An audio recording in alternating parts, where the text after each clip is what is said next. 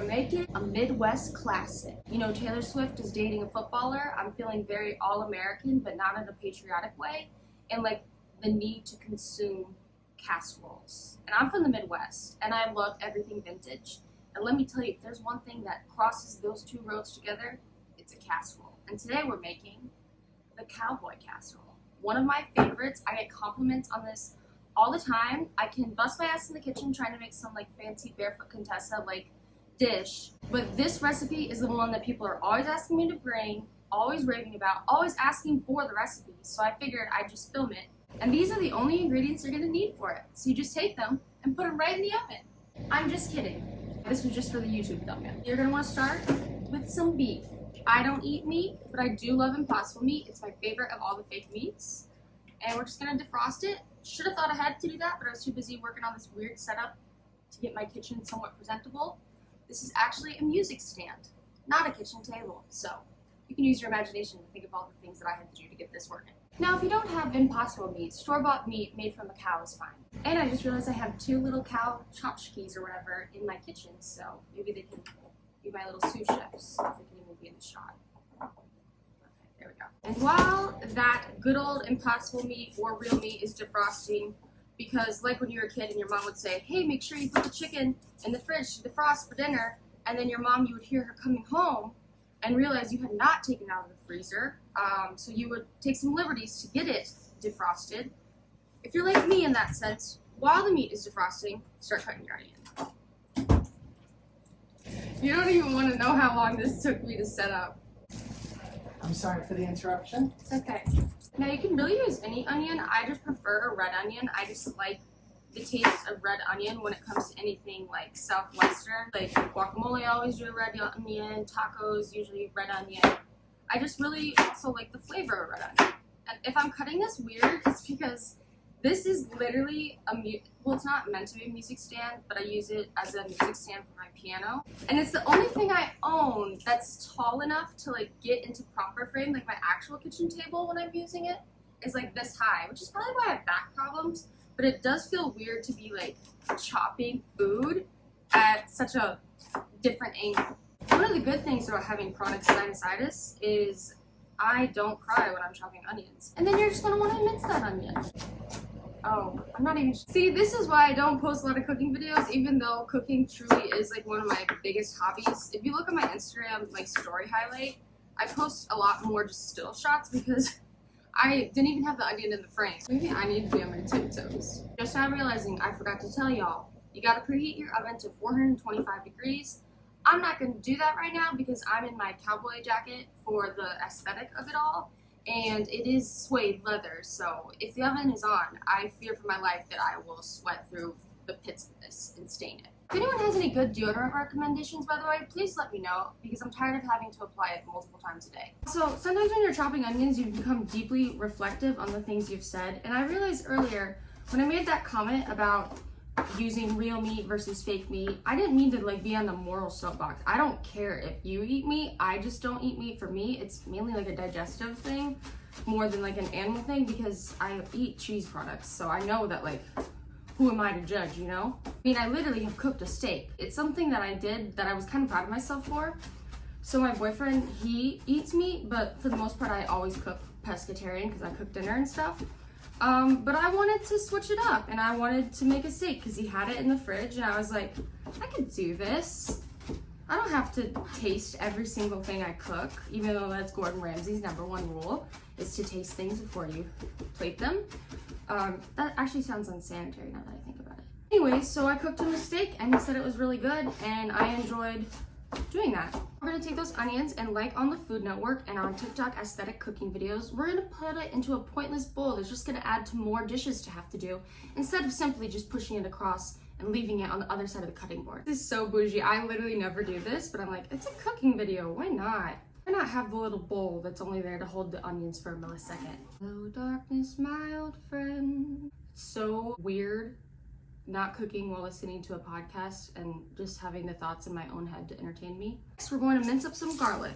And you know, any other cooking video or recipe would tell you how much garlic to use, but I'm not your god, because you know what I do every time I'm reading a recipe? Literally, it could be from the top chef in the world.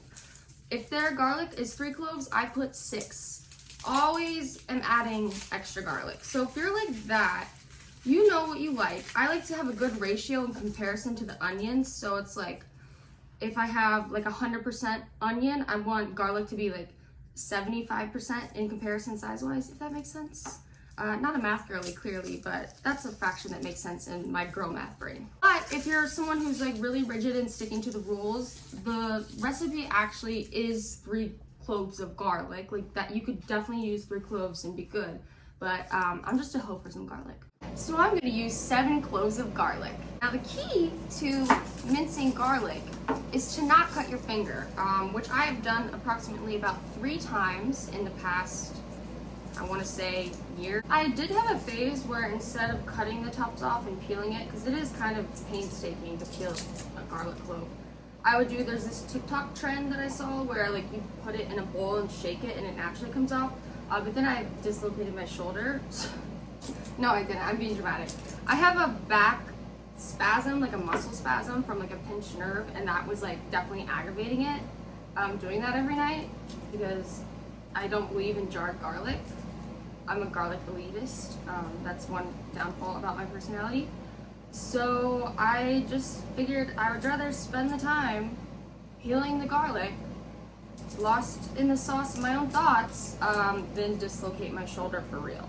And another thing about me that is disgusting is I sometimes will just snack on the garlic raw. Not like a whole clove, that is crazy. But like once it's minced, I'm not gonna lie, I'm gonna take a few pieces. A different experience cooking to not be listening to a podcast, which is what I normally do, or not be listening to music, which is what I sometimes do, or not be listening to a podcast on my phone, but then soft jazz playing in the background on my Alexa, because sometimes having a lot of things going on at once helps me concentrate, weirdly enough.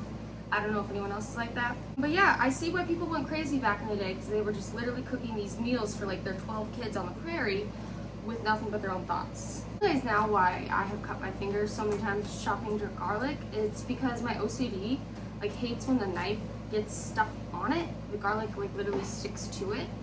So I'm constantly like swiping the garlic off as I'm cutting. Don't do that. I say as I keep doing it.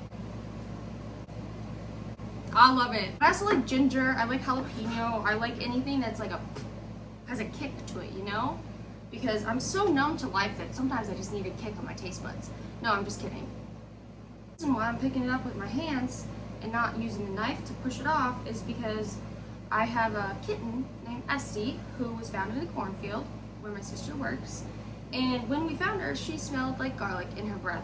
So I have this fear now that because when she was a little baby and surviving in the wild in the garbage, she like became addicted to garlic. So now I'm like paranoid about it getting on the floor. But this is truly crazy now that I say it out loud. She's never once tried to eat garlic. I just realized I now have to move this entire setup to properly film the stove angle. So I'll see you in the next. I'm just kidding. I'm gonna do it. I'm doing it right now.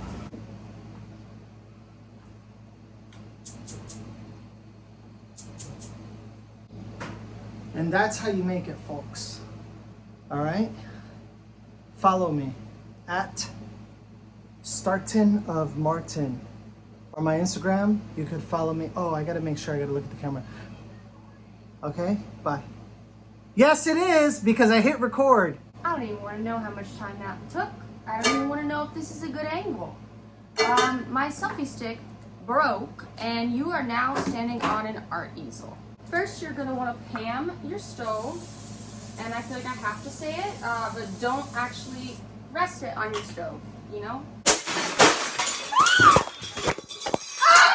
We're going to do a little bit of olive oil and 2 tablespoons of butter. Get that going at high heat because I like to live on the edge, so I cook everything at high heat. And once the butter is melted, you're going to add in first your red onion. See, it is so cute to put it in the bowl. I get why they do that. I think from this point out, seasoning-wise, you could just throw on like a taco pre-made thing, but I like to make life harder than it has to be, so we're not going to use that today. I put a little chili powder on the onion as it's cooking, and you just want to get it like translucent, and fragrant. But you also know your taste preference. I think that's such an important thing to remember when you're cooking. You don't have to follow every recipe word for word, tablespoon for tablespoon, because it really is such a personal thing, your own palate and your own taste. And even like what textures you like. And some people, like me, like things a little bit more well done. Then you're going to take your garlic and add that to the mix. Now where things get interesting. We're gonna add our impossible meat. And this base is kind of how I cook most of my impossible meat recipes, whether it's meatballs, sloppy joes. It's just a good base. I'm gonna show you how I season it because I don't mean to brag, but I have tricked a lot of carnivorous meat eaters into eating things that I make, and they don't believe that it's fake meat. It's all in the seasoning. I feel like a lot of places you'll go to just don't season it enough, and that's why it kind of has like that fake meat taste to people who are like fake meat eaters. First thing I'm gonna do is season it with a little Lowry's seasoning salt, another Midwest OG, but just a little bit. Then to give it like some of that meaty texture, I like to take a little bit of red wine and add it in. I feel like it gives it that juiciness that real meat has. I'm saying this as someone who hasn't had like actual real hamburger meat probably since like 2014. But yeah, I just feel like it makes a difference for sure. It adds like a richness to it. And you can really use any red wine that you have. I've literally used Boda Box before. It cooks out. It's the texture, the vinegar that matters. And I turn the heat down a little bit right now just because I'm not used to cooking with blinding lights around me and it's a little disorientating. And the last thing I want to do is burn this on the video I'm trying to show y'all on. Look who came to say hi. This is my Esty, aka that's short for Estrella Nina, my little star girl. She's confused because I moved everything around in the kitchen, but look at her. Oh my gosh, slay. She's so shiny. My little Bombay. I always joke she's my little Bombay designer cat when she's really just from a cornfield. She's full grown and she's this tiny, so a little bit different from Big Boy Cooper. But she's my little sassy smart girl who plays fetch. Next, I'm gonna add a tablespoon and a half of butter into that meat because like I said, not a real meat product. So I feel like the butter gives it more like dimension. It kind of gives you the fat of a meat that a meat might have. Then I'm gonna season with some fennel. And I really feel like this is the key to making fake meat taste like real meat. Good amount of paprika, because you can never have too much. A little garlic powder, little marjoram leaves. That's truly the acid in the that. Little red pepper flakes, kind of mix that all together. And I just realized I forgot to preheat my oven, so I'm doing that now. Next, I'm gonna add in some real salt. I know what you're thinking. You already added seasoned salt, now you're adding real salt? Yes. Stop under seasoning food. Why do you think things taste so good when you go to a restaurant? They use about a stick of butter on everything, and more salt than you ever would on your own cooking. And that's why it's so delicious. Now, is this the healthiest recipe? No, but guess what? My eating disorder era is over. It's really not that bad for you. Like, there's definitely worse things, and I think anything you cook yourself is better than, you know, getting takeout or whatever. But this is a great meal for like a group, as I said. Like, it's a perfect like football Sunday if you're someone who watches sports or just likes to go see if Taylor Swift is at the game. It's a great football Sunday meal. Now when it's nice and brown but not burnt, we're going to turn it to a lower setting and add about 14 ounces or so, like one can. This is a 10-ounce can. I'm going to see if it's enough. If not, I'll add more from the second can of diced tomatoes. And I like to use Rotel because it has the green chilies in it, so it just adds that extra flavor. And I'm already looking at this and knowing I'm going to need more. Again, everything in cooking is your own personal preference, so just kind of play it by ear on how tomatoey, is that a word? No.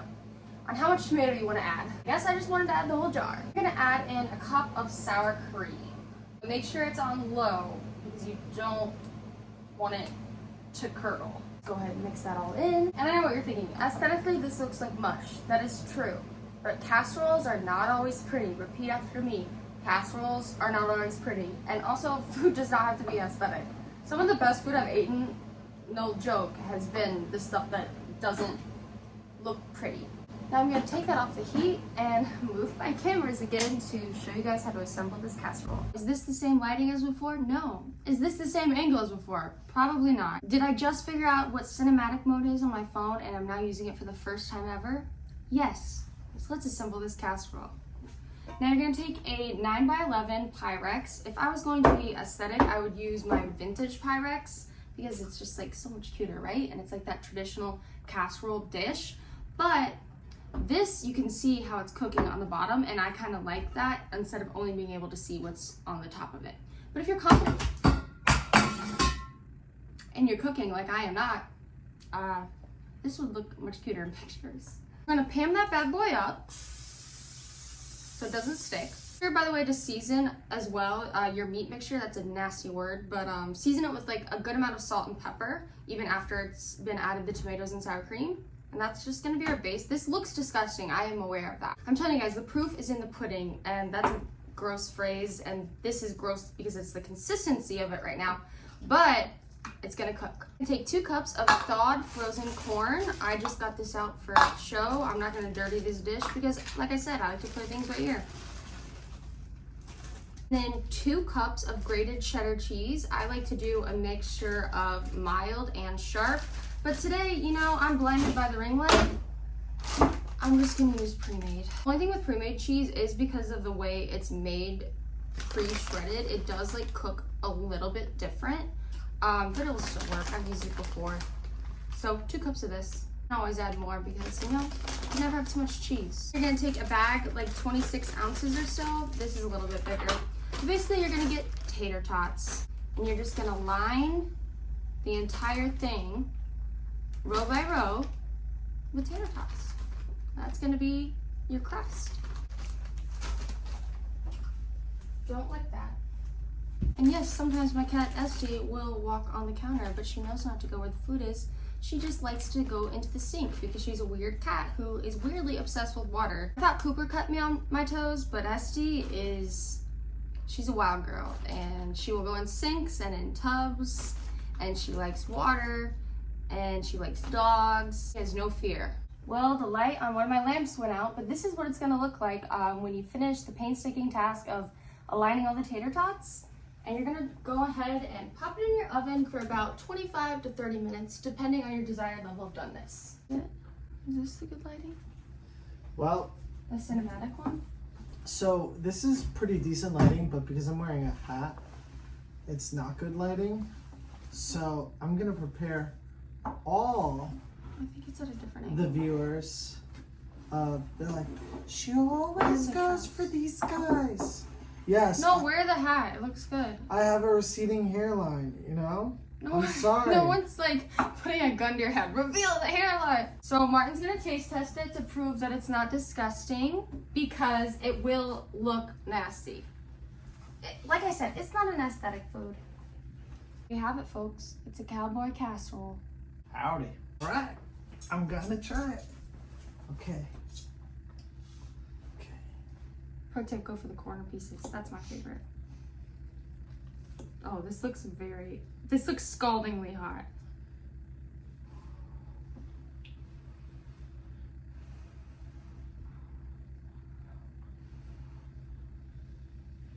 Okay. So I know this from like cooking shows, like you gotta be like talking right now.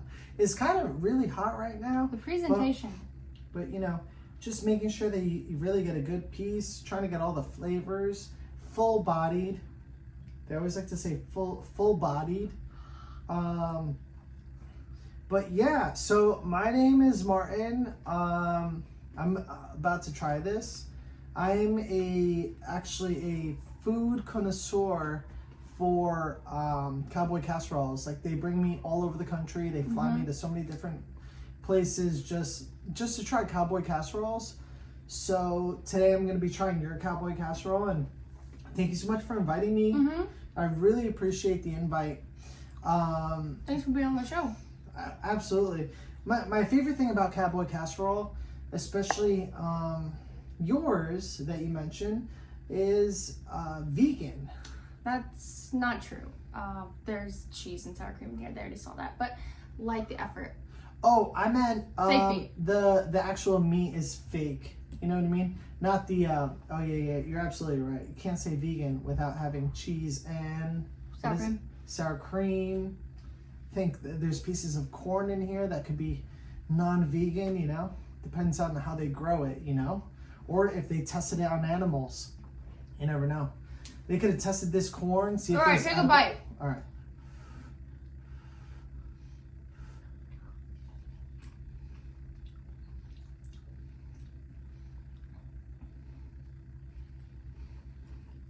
It's cowboy casserole. I feel like it could be cooked longer, but that's just because I like it very, very done. Right? Cooked a little longer. My favorite part is the tater tots. That's the one part I didn't make. Wow.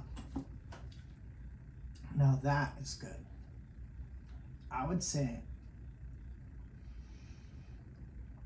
that of all the cowboy casseroles This is probably the worst because I that cooked it you've anyway. ever But yeah, made. this is probably the worst. This cowboy casserole, because I grew up in a household where you don't really eat cowboy casserole. Like my mom, it was either like rice and steak, chicken and rice, noodles. That's right. You can say it's a white trash meal. But this right here, there's just a lot of elements in here. When you're trying to find a nice word, but you can't. Now, one of the elements that I like is is this Impossible meat that's in here? I don't know why you're. Yeah. No, Yeah. because it's gonna be Beyond Meat. No, it's Impossible meat. You're very QVC. I like it. This is very good. Sorry. The earpiece fell out. The producers, you know, they're like, oh yeah, copy, yeah, I hear. No, very important because it's also still hydrating. Right. You know, it's not a dry beef that's in there. It's almost undercooked. Someone's. It's not. And what kind of cheese did he go? American cheese in here? Cheddar. Cheddar? Sharp cheddar. What kind? Bag Kraft cheddar. And did he go frozen spinach on me? There's no spinach in here. Oh, I meant corn. Sorry, same thing, right? It's always frozen corn. Frozen corn. Aren't you from the cornfields? Mm-hmm. By the way, guys, I'm gonna be real with you. Alexandria has never cooked in a fringe coat before. I'm gonna be completely honest.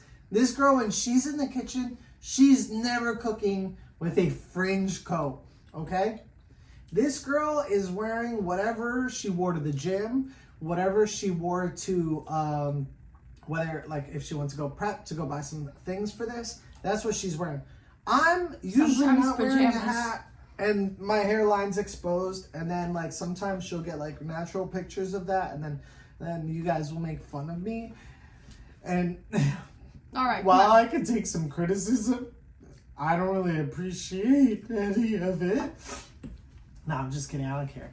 You know, I'm going to Istanbul, and they're gonna take care of this one day. This is diaper. But cowboy casserole. Yippee-ki-yay. All Alright, I'll wrap this up because I gotta turn the apartment back to normal because it looks crazy right now. What do you mean? What do you mean? This is how the kitchen should always look. Like we're ready to cook. With ring lights in the eye. Yeah. Anyways, I hope you guys enjoyed hanging out with me in this cowboy casserole recipe. Definitely tag me in it if you make it. She's probably gonna go throw up all this that she just ate right now. Redo, we were not making that joke because I've never been bulimic. Alright, I'm gonna have to do that over. Well, I hope you guys liked hanging out with me in this very chaotic cowboy casserole recipe. I'm sorry. Yo, come on! I might not be invited back on this video ever again, but I will not tolerate her voice that talks like this, everybody.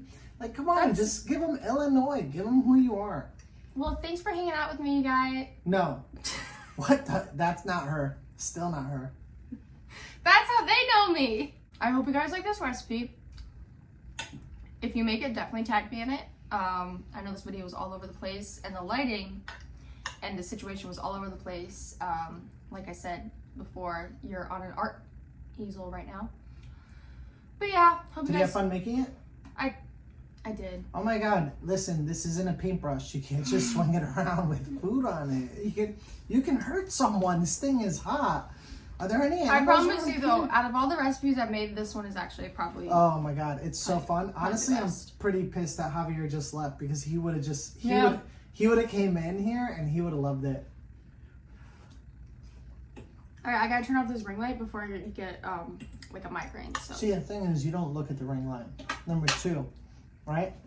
You gotta look at the camera, and you're usually looking at yourself, but you gotta look over here. See, now I'm making a good connection with the people. All right, that's enough for. Thanks, you guys. I will catch you on the flip side. Thank you for coming. I appreciate you. Oh wait, one more thing. You see, this is the most important thing, is like making sure that like I'm a part of this. I'm reviewing this. Okay, what do you rate it? What do I rate it? Yeah. I rate the viewers. And the viewers are the ones who tell me how this food is. Thanks, you guys. I will catch you on the flip side. I want everybody. And now he's doing impersonation, so it's time to go. Hey, everybody. Thank you for coming home. I've been eating cowboy casserole my whole life. I'll catch you guys on the flip side.